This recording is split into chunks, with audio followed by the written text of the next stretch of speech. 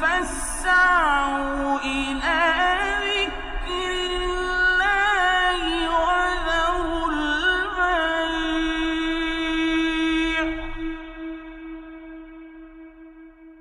ذلكم خير لكم إن كنتم تعلمون.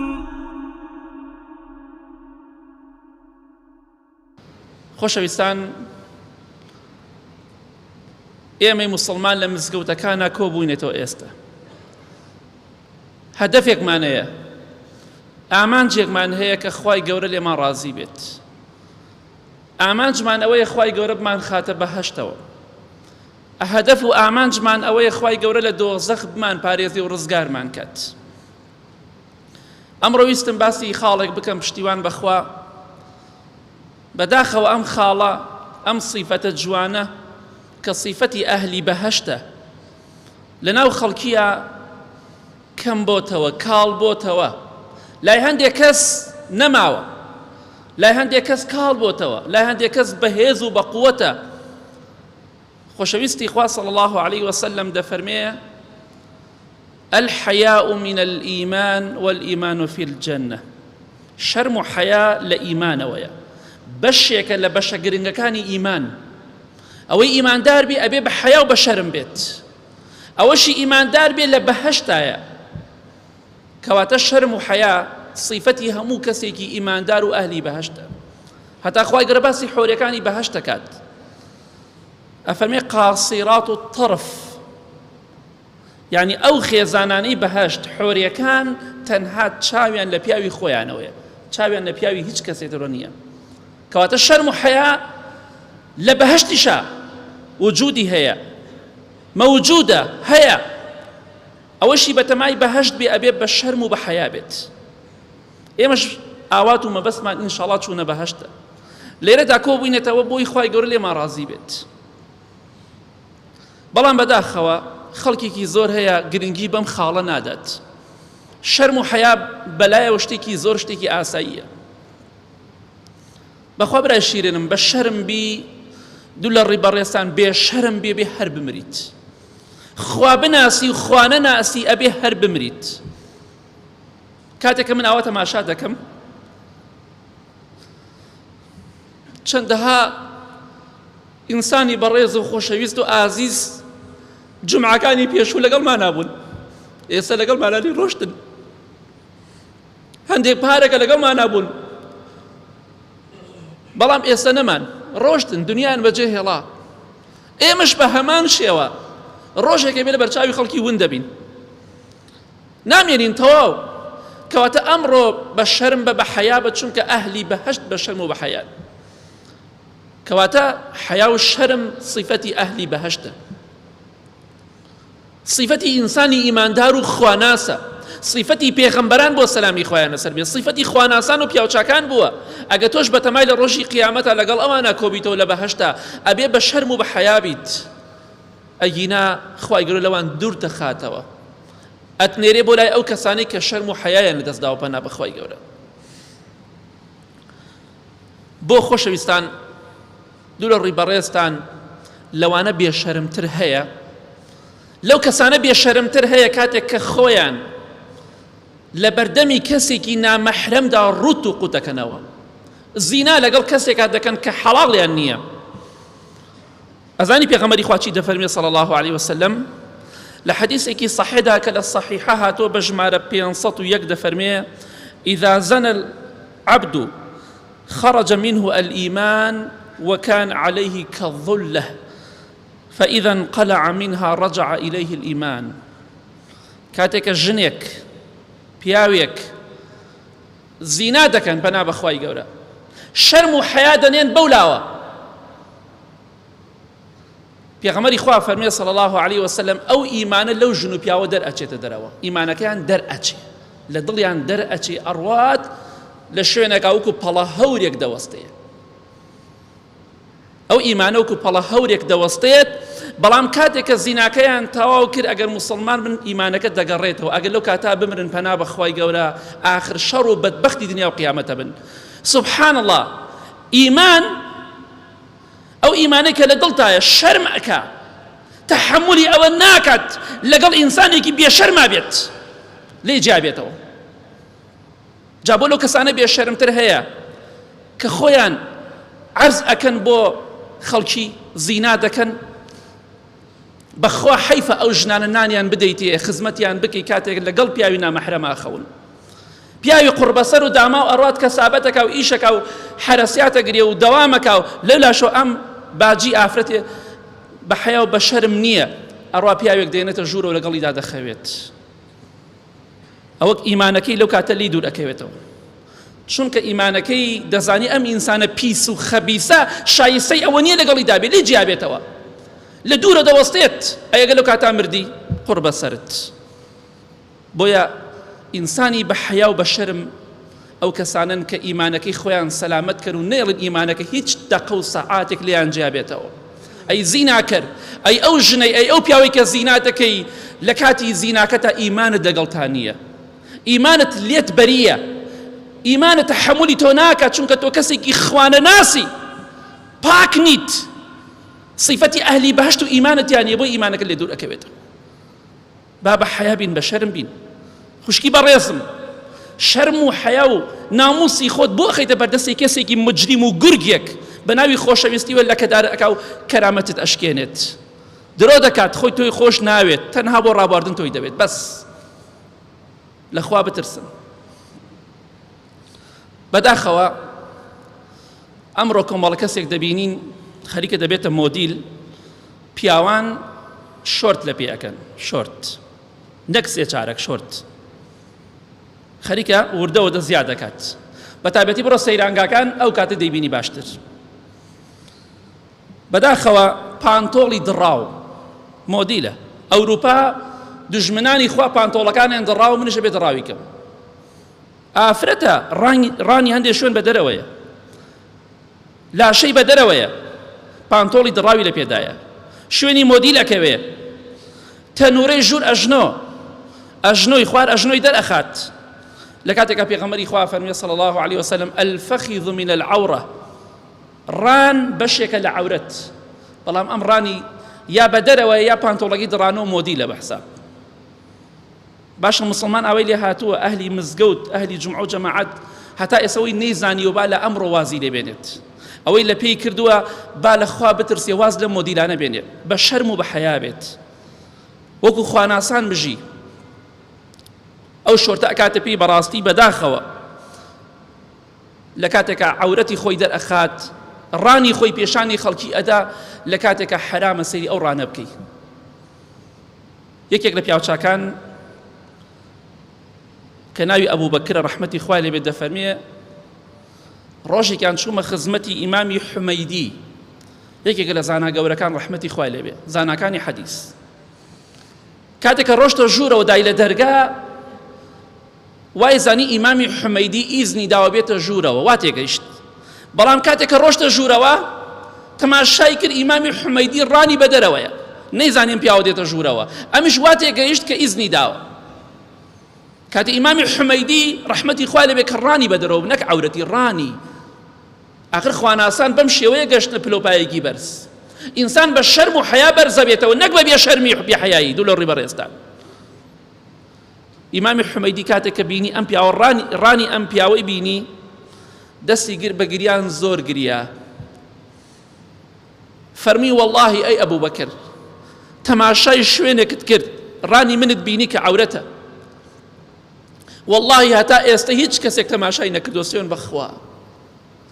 ئیمامی حومەیدی تخوا ئەگەر خەڵکی ئەمڕۆ ببینێ بچی بڵێیت؟ بەخوا ئەگەر خەڵکی ئەمڕۆ ببینیت ئیمامی حومەیدی قەت ژیر نابیتەوە، فرمیێس لە چاوت نابڕێت. ڕاندەرکردن شتێکی ئەحتیادی ئەمڕۆ لای خەڵک. ئافرەت ئەبێ بە شەرم و بە حەیا بێ پیاویش بە هەمان شێوە. خواناسان ئەوە دڵە پاکەکەیان بوو بۆی خوای گەورە بەرزیانی کردەوە. گریاوە تەنها لەبەر ئەوەی خەڵکی ڕانی بینیوە. بەڵێ ئەمڕۆ خەڵکی ناگری، کێ جلوبەرگ بۆ ئەو ئافرەتانە ئەکرێ لە بازارە پانتۆڵەکانیان دڕاوە؟ ئێوە نین؟ ئەو خەڵکانێکە لە مزگەوتایە کێ جلوبەرگیان بۆ کڕێ؟ کێ تەنورە کورتەکەیان بۆ کڕێ؟ کێ پانتۆڵەکەیان بۆ کڕێ؟ لە خوا بترسن، تەقوای خوا بکەن، شەرم لە خوا بکەن. شەرم و حەیا هۆکارێکە بۆ چوونە بەهەشتی تۆ، بێشەرمی و بێحەیاییش هۆکارێکە بۆ چوونە جەهەنەمی ئینسان. خوا بمان پارێزێ. با بە حەیا و بە شەرم بین. بەداخەوە ئەمڕۆ هەندێک لە پیاوان و ئافرەتان بە تایبەتی لە تۆڕە کۆمەڵایەتیەکان ڕسم و وێنەی ڕووتی خۆیان یان نیمچە ڕووت، ئافرەت ئەچی ڕسمی خۆی بە ڕووتی بۆ پیاوەنێری، پیاوش بە هەمان شێوە. واقعیە. یاخود ڕسمی سینگ و لاشەی خۆی جسمی خۆی ئەنێرێ بۆ پیاوش بە هەمان شێوە. کارەساتە بەڕاستی. داوا دەکەم لە خوشکە بە ڕێزانە ئەڵێم ئەوەندە سیقەتان بە پیاو نەبێت. ئەو پیاوانەی کە بەناوی خۆشەویستی و داوای ڕسمی وێنەی لاشت ئەکەن و بۆیان بنێری، ڕۆژێکە بێوەکو گورگ لە گورگ خراپتە پەلامار دەدەن. چەندەها ئافرەتەیە وێنەی بۆ کەسێک ناردووە، دوای ئەو کەسە هەڕەشەی لێ کردووە. بەخوا ئەگەر لەگەڵمان نەبی وێنەکان بڵاوەکەمەوە. بەناوی خۆشەویستی و هەڵی خەڵەتان ئێستش بۆتە ئەسیری ئەم مجریمە، ئەم خوانە ناسە. بۆیە شەرم و حەیای خۆتان مەخەنە ناو مۆبایلەوە، بەیانی هەتکتان نەکەن، کەرامەتتان نەشکێنن. ئەوانەی کە تەبیعەتی گورگی برسیان هەیە، چۆن گورگی برسی بڕاتە ناو ڕانێکەوە، ئەگەر 50 سەریش بێ 100یش بێ هەتاکو هەمووی من نەشکێنیە دەم بۆ حیوانێک نابات. هەندێ پیاویش هەیە تەبیعەتی گورگی برسی هەیە، لەگەڵ دەیەها پیاو ئافرەتە علاقەی هەیە. وەڵڵاهی پیاوی وایە لەگەڵ 15-20 ئافرەتە علاقەم هەیە، ئافرەتی شەیە بە هەمان شێوە. ئەمانە تەبیعەتی گورگیانەیە.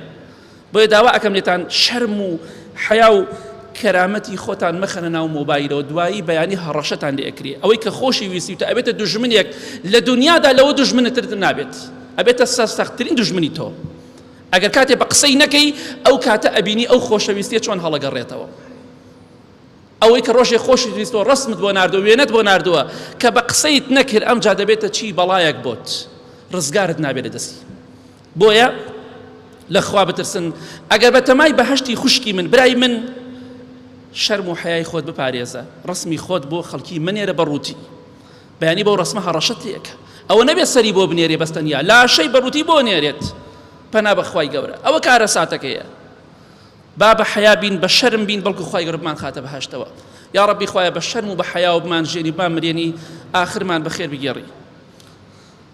عایشەی دایکی ئیمانداران ڕەزا و ڕەحمەتی خوای لێبێت، کاتێک کە ئەچوو سەردانی قەبرەکەی پێغەمبەری خوایەکە صلی الله علیه وسلم لەگەڵ باوکی کە ئیمامی ئەبوبەکر ڕەزای خوای لێبێت، ئەفەرمی هەندێک جارە چوومە ژوورەوە، هەندێک جل هەبوو لامە برد، نەک بڵێ خۆی بەتەواتی لابەرێ، بۆ نۆجاری وە احتیمالێ دەرگاکەی داخست بێ، لە چکی لابرد بێ، یاخود هەندێک ئابا و نیقابی لابرد بێ، شتێکی ئاوە. بەڵام کاتێک کە ئیمامی عومەریش لەوێ نێژرا ڕەزای خوای لێبێ، ئەفەرمی ئەڕۆشتمە ژوورەوە، خۆم زۆر جوان ئەپێچایەوە. ئەیان فەرموو بۆچی؟ عائشە ڕەزای خوای لێبێت دەفەرموو شەرم لە ئیمامی عومەر دەکەم، ڕەزای خوای لێبێت. شەرم لە مردوویەکە کات، هەندێک ئافرەتی ئەمڕۆ شەرم لە زیندۆکەش ناکات، شەرم لە خوا ناکات. ئەوە حەیا بوو، شەرم و حەیای خواناسان ئەمە بوو. تۆ شوێنی ئەمانە بکەوە، شوێنی ئەمانە بکەوە، خوا بەختەوەرت ئەکات. شوێنی بێدینەکان و مجریمەکان مەکەوە. ئینسانی بە حەیا و بە شەرم دەبێ بەم جۆرە بێت، ئەبێ شەرم و حەیای خۆی بپارێزێت. شەرم لە ئیمامی عومەر دەکات، ڕەزای خوایە بێت، لە ژێر خۆڵدایە. خۆزگای ئێمەش ئاوا بە شەرم بووینایە، هەم بە پیاوان و هەم بە ئافرەتانەوە. خۆشەویستان، ئەگەر پێویستان ئیمانەکەی خۆتان بپارێزن، ئیمانەکەتان بۆ دەپارێزرێت کە حەیای خۆتان بپارێزن، شەرم و حەیای خۆتان پارێزن، هەم بە ژن و هەم بە پیاوەوە. خوشويستي خوا صلى الله عليه وسلم دفرمي إن الإيمان والحياء قرنا جميعا فإذا رفع أحدهما رفع الآخر. شرم إيمان، حياء إيمان بيكو بسراون، بيكون يكي كان برز بو الرشد أو كشان الرات، واتە ئەم دووشتە پەیوەستن بەیەکەوە. ئەگە پێویستە ئیمانەکەت بپارێزی پێویستە حیا و شەرمی خۆت بپارێزی، بۆ ئیمانەکەت لێ جیا نەبێتەوە لە کاتی زینا و خراپەکاریە. ئەگە پێت خۆشە ئیمانت سەلامەت بێ کە ئیمانت هۆکارێکە بۆ بەختەوەری دنیا و قیامەتت، پێویستە شەرم و حیای خۆت بپارێزی. ئافرەتێکی ئیماندار لە ئافرەتانی پێشووی سەدەمی سەحابە و تابعین و پیاوچاکان ئەفەرمێ ڕەحمەتی خوای لێبێت، وەڵڵاهی ئەگەر کوڕەکەی خۆم جگەرگۆشەکەی خۆم لەدەست بدەم بمرێت، وەڵڵاهی لەوە پێم خۆشترە کە ئیمان و حیای خۆم لەدەست بدەم. وەڵڵاهی جەرگم بسووتێ پێم خۆشترە لەوەی کە حیا و ئیمانەکەم لەدەست بدەم، مناڵەکەم لەدەست بدەم بۆ من باشتر و چاکترە. ئەگەر ئینسان ئاوە خەمی ئیمانەکەی بوو، خەمی حیا و شەرمەکەی بوو، خوای گەورە دنیا و قیامەت بەختەوەری دەکات. بۆیە ئینشاءڵڵا پێویستە ئاگاتان لە خۆتان بێت. خوشکە بە ڕێزەکانم، برا بە ڕێزەکانم، خاڵێت لەو خاڵانە بەداخەوە ئافرەتان دەبین لەبەر دەرگا دانیشن. ئەمە دیاردەیەکە لە منتیقە عەشایرەکان و میلیەکانە زیاتر هەیە. دانیشتن لەبەر دەرگا ئافرەت بە تایبەتی ئافرەتی گەنج. هەر سیارەیەک و سایەقێک لێەوە بڕوە، هەر نەفەرێک پیادەیەک لێەوە بڕوە، ئەوە گشتی سەیرێکە. تاو ئیتر ئەم پیاوە جارێ فەقیر قاچی ئاڵەتەیەک لە شەرمە. هەندێ بە تەمەنیش ئەبینین بەداخەوە، هەندێ ئینسانی بە تەمەنیش پیاوان ئافرەتان زۆر جا گلەیی دەکەن، ئەڵێن ئەو پیاوە بە تەمەنانە کە دانیشن لە بن دیوارەکان جاری وایە هەتا ئەڕۆین هەمویان سەیرمانەکەن بەداخەوە. وە کچی تۆ وایە، و کچەزای کوڕەزای تۆ وایە. ئیمام حاجیگیان شەرم ناکەی تۆ؟ دانیشتیتە ئاواسەی ئافرەتەکەی تا بڕۆتە بێ؟ ئێجا تۆ فەرقت چییە مام حاجی لەگەڵ ئەو گەنجانەی کە لە لای مەکتەب و زانکۆکان ئاوەسن چاوەڕێی ئافرەتەکەن؟ چی فەرقێک تەیە؟ ئەوان گەنجیشن هەتا حەدێ لەوانەیە زۆر عیبە بەسەریانە نەشکێتەوە، بەڵام تۆ بە تەمەنی، تۆ خاڵۆی مامەی باپیرەی بەداخەوە بۆ ئەو پیاو ژنانەی کە بەم شێوە دانیشن. پێغەمبەری خوا صلی الله علیه وسلم دەفەرمێ ئیاکم والجلوس فی الطرقات، ئەی پیاوەکان ئاگادار بن لە ڕێگەومانەکانە دامەنیشن، داژنیشتن بە مەرجانە دانیشن. پێغەمبەری خوا صلی الله علیه وسلم ڕێگای بە پیاوان نەداوە دابنیشن دەمەتەقێ بکەن لە هەندێک شوێنە، چۆن ڕێگا بە ئافرەتانەدا ئافرەتی گەنج جوان لەبەر دەرگا دانیشێ سەیری خەڵکەکە و خەڵکی سەیریەکات. ئەمە دیاردەیەکی زۆر ناشرین و ناشەرعی و حرامە بۆ ئافرەتانی بە تایبەتی کە گەنجن دانیشن لەبەر دەرگا بەڕاستی سەیری خەڵکەکەن، خەڵکی سەیریانەکە. لە خوا بترسن، ئەم دیاردەیە واز لێبێنن، نەنکت دایکت دوای کردووە تۆ لە خوا بترسە وامەکە. آخر خاڵ دەڵێم خۆشەویستان ئەمڕۆ دینداری زۆر قورس بووە. پێغەمبەری خوا دەفەرمێ صلی الله علیه وسلم طوبى للغرباء قيل ومن الغرباء قال أناس صالحون قليل في أناس سوء كثير من يعصيهم أكثر ممن يطيعهم.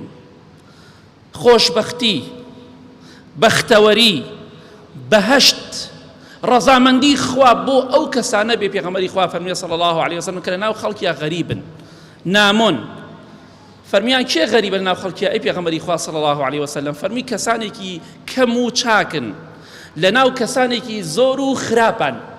ئەوانەی کە بە قسەیان دەکەن زۆر کەمترن لەوانەی کە بە قسەیان ناکەن.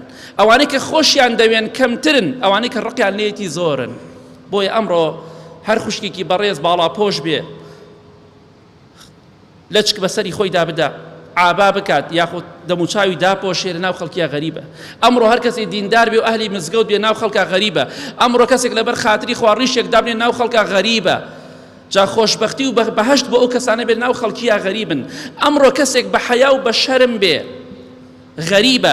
دوو لە ڕێی بەڕێستان هەندێ ئافرەت هەیە کاتێک یەخی پیاوێکە گرن ئەڵێ وەرە لەگەڵمان ڕابێرە، یا وەرە با خۆشەویستی دروستکەین. کاتێککە ئەم پیاوە دەڵێ لە خوا ئەترسم غەریبە، ئێوە خۆشەویست و بەڕێزن، ڕێزی تایبەتتان هەیە، حاشا لە ڕووی بەڕێستان ئەڵێ تۆ پیاونی، دەگە پیاویتایە وەڵامی من ئاوا نەئەدایەوە، ئەوە غەریبە.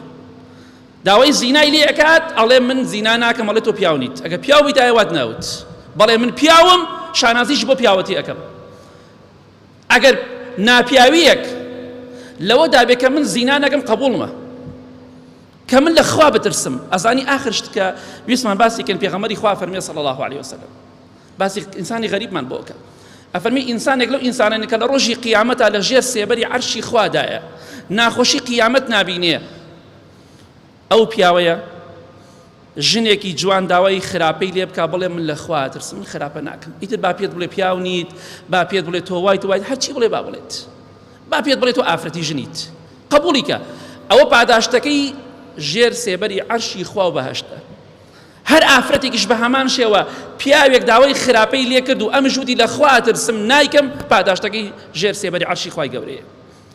ئەمە هەڵەبژێری یا جەهەنم و زینا کەرەکان لەو گەڵوانە حەشر کردی، کامیان هەڵبژێری. ئەگەر زیناکە نەکەیت و لە خوا بترسی بۆ بەهەشتە ڕۆی. ئەگەر زیناش بکەی پەنا بەخواوە تۆبەش نەکەی دوای ئەوە بمری لەسەری بۆ جەهەنم دەڕۆی، بۆ خۆت هەڵی بژێری ئەمڕۆ. هیواداریم انشاءالله شەرم و حەیای خۆمان بپارێزین، ئاگاتان لە کچەکان و خوشکەکانتان بێ، لە ژنەکانتان بێ، جلوبەرگی ناشەرعیان بۆ مەکڕن، چونکە لە قیامەت ئێوە بەرپرسیارن. شەرم و حەیا پێویستە غیرەت بۆ ئینسان دروست کات، نەک وا لێ بکا پەنا بخوا ئینسان غیرەت لەدەست بدات. اللهم اغفر للمؤمنين والمؤمنات والمسلمين والمسلمات الأحياء منهم والأموات من أهل السنة والجمعة والجماعات. يا ربي خوا شرم حياة من بباريزي، خوا جان شرم حياة بو أمكم والقاهم أمكم والقا كان بقريني توا. يا ربي خوا لسر حياة وشرم بمان جيري بما مريني لو كسانا من بقري بشرم بحياة ودجين ودمرين.